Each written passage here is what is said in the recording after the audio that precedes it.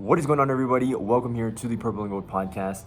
Today, it is, I would say, about 12 hours after the loss to the Detroit Lions in probably the biggest regular season game of all time with 28 combined wins, a division title, and the number one seed at stake. And the Vikings decided to Viking the game yesterday. I mean, moment got too big, especially for Sam Darnold, which we're going to get to in a second. But I mean, this team has performed so well throughout the course of the season. And, it's not to say that this was a, for sure win against Detroit. That's not what I'm saying, because Detroit is a good team, and we all have to acknowledge that and accept it as Minnesota Vikings fans. And we knew that it was going to be a difficult task at hand, and it wasn't going to be easy if we're going to go out and win. But the way that we performed yesterday justified anyone's thoughts about the Lions being better than us, because I mean, we beat ourselves more than anyone else. And that's not to take away anything from the Detroit Lions, but we had multiple scoring opportunities that were botched by Kevin O'Connell, by Sam Darnold. We'll get to that in a bit, okay? Now, looking ahead, the Vikings are now the 5 seed, which is insane. The first 14-win 5 seed, wild card team in NFL history, which is another thing that is very Minnesota Vikings-like. But nonetheless, we still have a chance. And I think the important thing for us Vikings fans to remember heading into this postseason is that the season is not done, okay?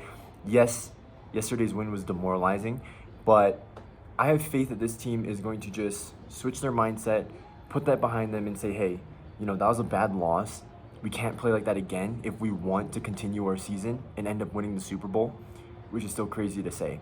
But they know that they're capable of winning these games. They know that they can beat the Rams.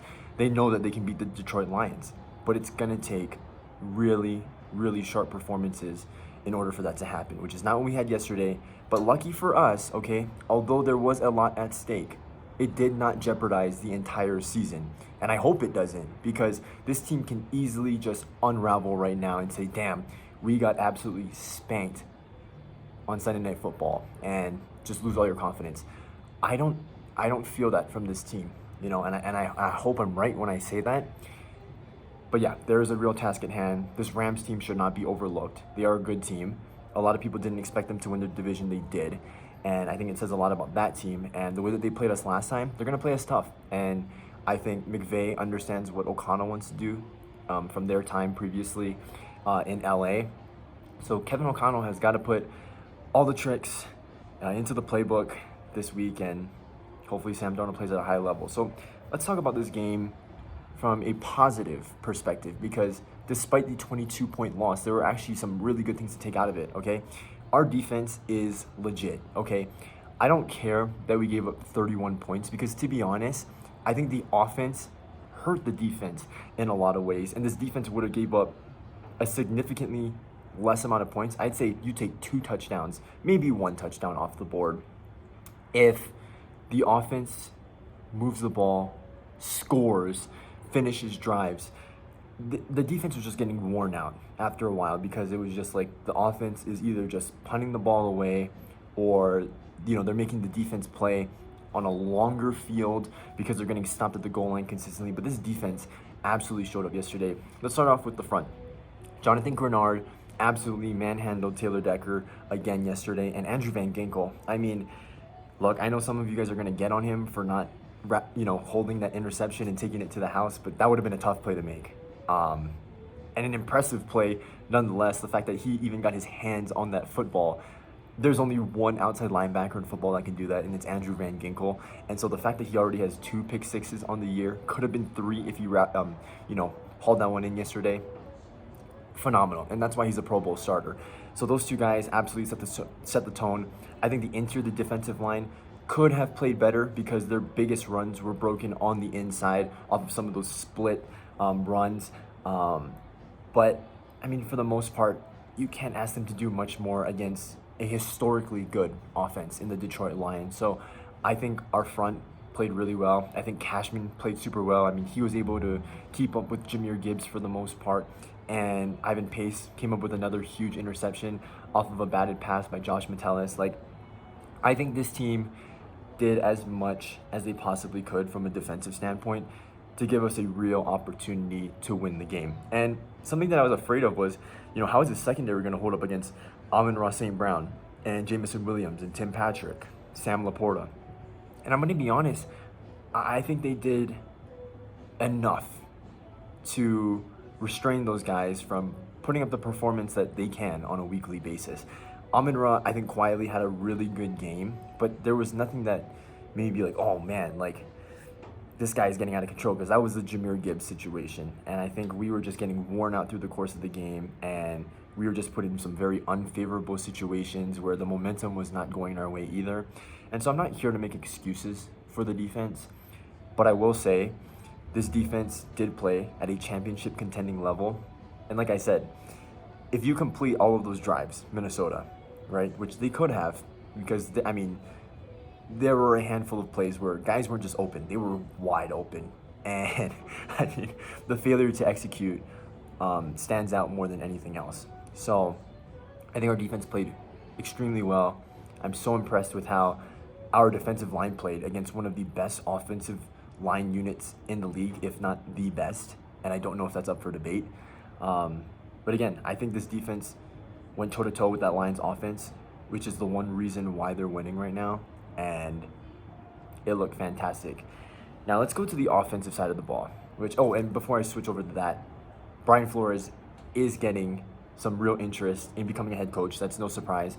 And so I'm just giving the heads up now to you Vikings fans who are still optimistic about retaining him for the 2025-2026 season. I don't think it's happening. He has transformed this defense tremendously from what we had at the end of the Zimmer era to what we have now over the course of these last 2 years. The improvement is drastic. And I think other teams are starting to realize that, if you need help defensively, Brian Flores can be your guy, because he can take a lot of pieces that a lot of people didn't want, which this team is mainly built through free agency.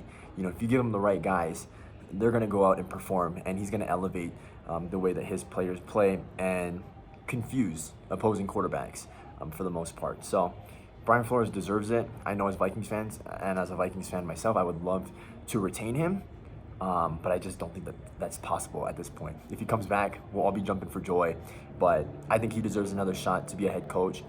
Hopefully he learns from his mistakes when he was in Miami and the whole situation of handling Tua.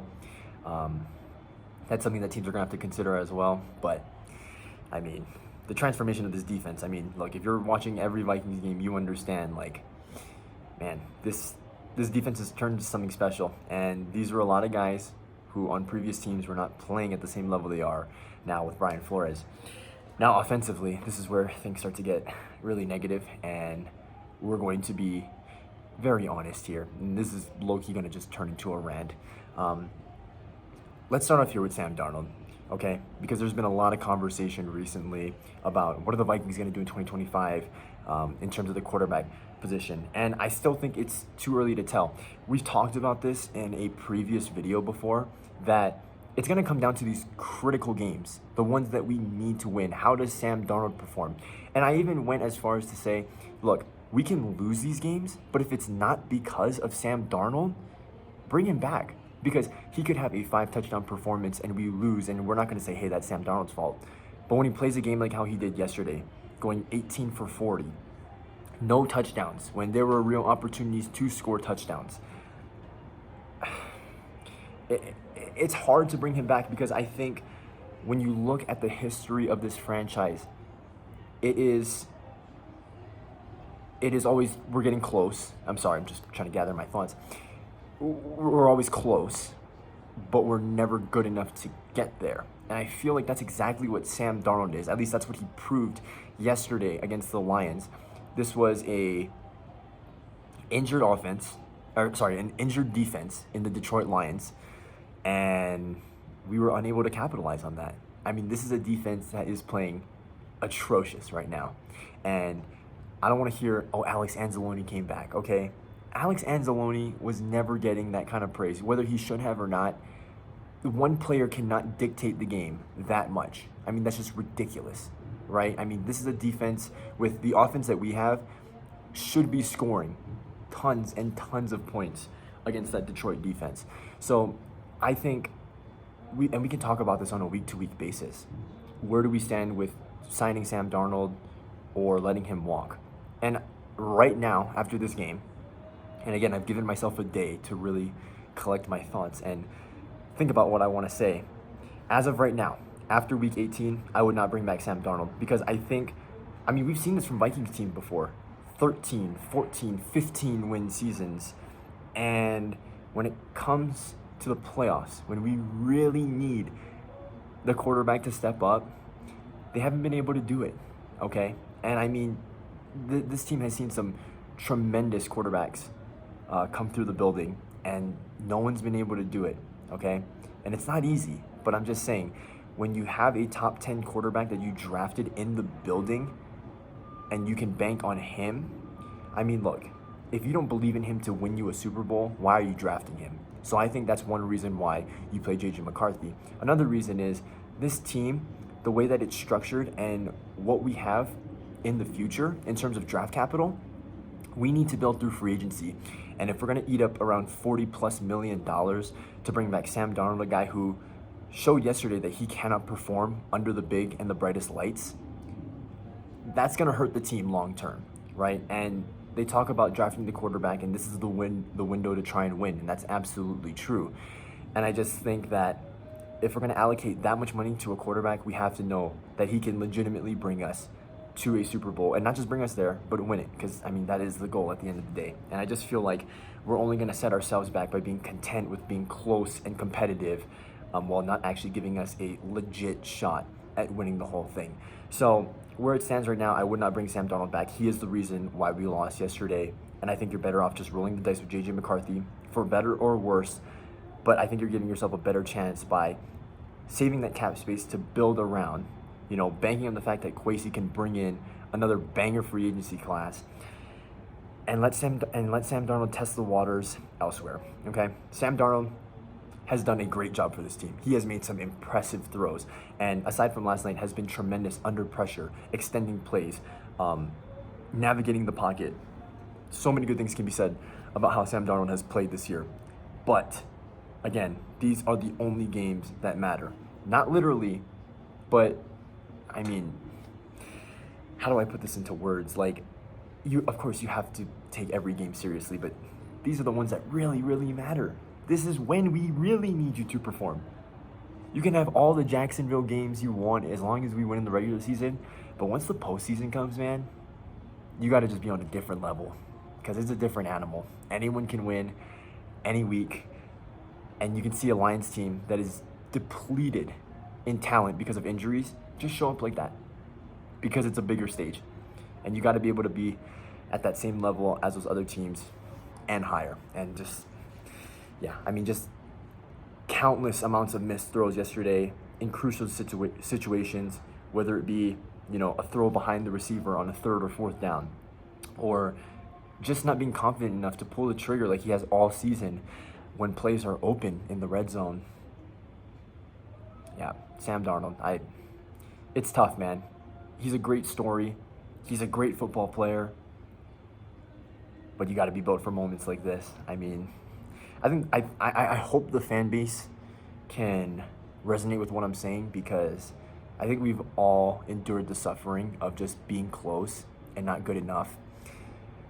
And like I said before, I'm just going to reiterate it one more time. If we bring back Sam Darnold, as of today, Monday, the day after week 18 against the Lions, we cannot bring back Sam Darnold. So, you know, hopefully he can prove me wrong throughout this playoff stretch, but it's hard to be confident in that statement after what we saw yesterday. Now, another thing I want to talk about, Kevin O'Connell. I think Kevin O'Connell is a fantastic coach. He could win Coach of the Year this year, although I think his chances may have taken a hit after losing to Dan Campbell twice. And that might put a bad taste in some of the voters' mouths, you know, just because of recency bias. But what he's done this year is nothing short of amazing. I mean, I don't know if there's another coach in the league that can make Sam Darnold look the way that he did this year. He had a plan. He went out, and he has his team absolutely balling right now. And I think all of us would be lying to ourselves if we said that we expected this from Sam Darnold and Kevin O'Connell. Incredible. Okay, but Kevin O'Connell, he dialed up some really, really good plays in the red zone. Okay, let's not get it twisted. He did. And those plays just should have been executed and we would have scored. Okay, forget what the national broadcast was saying or what the numbers tell you. If you watch the game, you know that there were multiple opportunities for us to score. And guys were not just open, they were wide open. Wide open. I mean, these should be catch the ball, boom. Addison in the flat on the right side of the end zone. Addison again on a slant route early on. Jefferson on that out route in the back left corner of the end zone. So many opportunities, and we just didn't capitalize. But where I'm coming in to critique Kevin O'Connell, okay? And again, like I said, top 5 coach in the league. What he has done this year is nothing short of spectacular. But why aren't we running the ball in yesterday's game? And, you know, this is something that we can typically get away with because I think the philosophy of Kevin O'Connell is, I mean, he loves to pass the ball. That's never been a secret. But at some point, you have to become more balanced and you have to realize, like, hey, we have 2, you could argue 3, very talented running backs, okay? And Aaron Jones, who was getting what it felt like 4 or 5 yards a carry, whether that was the case or not. It felt like we were running the ball efficiently with him. And Cam Akers comes in and breaks one for nearly 60 yards. I mean, the guy's talented too. He has made so many big plays for us. I mean, even last week in the receiving game, what he did in the screen game last week, and what he's done running the ball this year. These guys are running the ball well, and I just feel like Kevin O'Connell didn't do enough for Sam Darnold to help him out, because I think what his mindset was let's keep throwing the ball and getting him these, easy passes, which were not easy by any means yesterday because Detroit played spectacular defense. But run the ball, okay? I know you're trying to get your quarterback into a rhythm, but maybe doing that is alleviating some of the pressure that he's been receiving throughout the entire game by running the football and keeping the defense honest, because we were running the ball so well. And it seemed like every time we got into the red zone, we just refused to run it for whatever reason. It's like we get stuffed for 1 yard and it's like, okay, you know what, never mind. We can't run the ball. Absolutely not true. I mean, it's frustrating to see, and I understand O'Connell probably has a lot of confidence in himself, and he probably has equal amount of confidence in Sam Darnold the way that he's been playing this year. But at a certain point, you have to realize we have 2 talented running backs too. We have a tremendous offensive line, the way that they've been playing this year, which is crazy to say because we've critiqued a lot of these guys in the past, and they've been playing really well. But you got to run the ball. I mean, it's so important, especially when your quarterback is struggling the way that he is. And it's not like the run game wasn't there last night. It was. And that's the frustrating part, is that we could have ran the ball more to help Sam Darnold out. It just would have kept the defense more honest. But because the defense knew that we were passing 3 out of the 4 downs that we were allocated every single new set of downs, they just kept blitzing because they were like, this team is not going to run the ball for whatever reason. So I hope Aaron Jones, I hope Cam Akers get more opportunities in the playoffs because it's going to be necessary, especially if this is the way that Sam Darnold's going to be playing. He needs something to take it off his shoulders, and that's exactly what the run game is for. In terms of our receivers, they obviously were not given good opportunities. Justin Jefferson should have had 2 touchdowns yesterday. Jordan Addison should have had 2 touchdowns yesterday.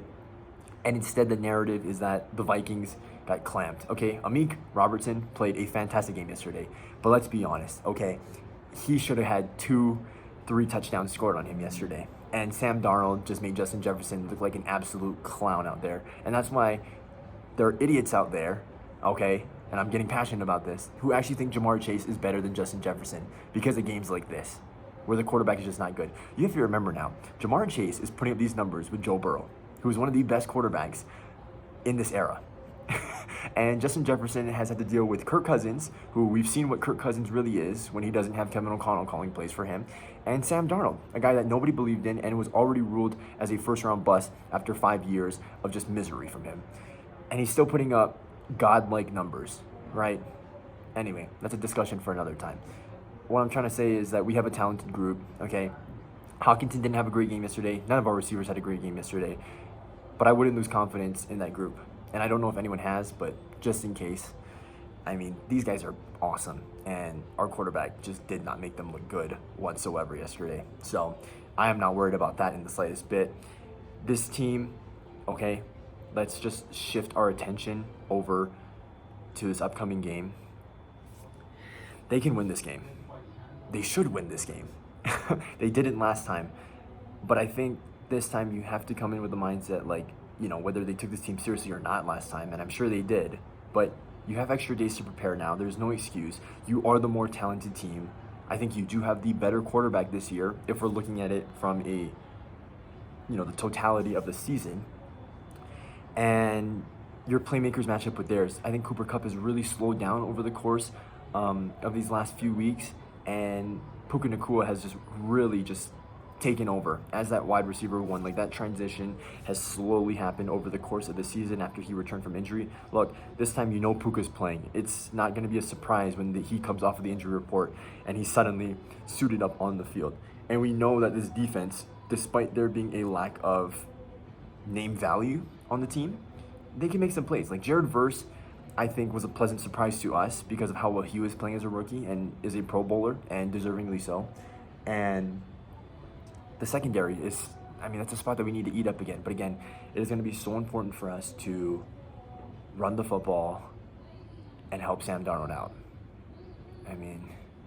Again, we can win this game. We should win this game. And again, guys, like I said, this is a very demoralizing loss, and I hope that our team, the Minnesota Vikings, have a lot more mental strength than we do, because a lot of us just feel deflated, like a whoopee cushion right now. But I hope they just persevere through it and realize, like, hey, we still have a legit opportunity with the way that our team is playing to win the whole thing. And that's not an overstatement. They literally can. And I hope they understand that, and I hope they realize that opportunity is still realistically in reach. So, big week coming up. I'm going to just stay quiet for the most part. Let it play out. See how it unfolds. Monday Night Football. See what this team is made of, They took a gut punch to them last time when they went to LA. Let's see how they respond. Let's see how they respond to this week. I'm not giving up on this team. I know that it's going to be a very, very challenging game going on the road in the playoffs. But I believe. This team can do it. This team can do it. We just don't know if they will. So, leave your guys' thoughts in the comments below. Obviously a very frustrating win. I'd be lying if I said that this was unexpected, because I feel like at this point I'm kind of numb to the pain, and I think a lot of us are, and we expect these kind of things to happen. But remember that the season is not over. There's still so much in front of this team if they play up to the standard that they've been playing all season, and who knows what can happen, because as I mentioned before, it's the playoffs. It's a different animal. Anyone can win on any week. We just gotta cross our fingers that this team, 2024-2025 Minnesota Vikings, are built for the moment. So yeah, until then, guys, thank you guys for watching. Hit the subscribe button, and until then, I'll see you guys all later. Skol Vikings.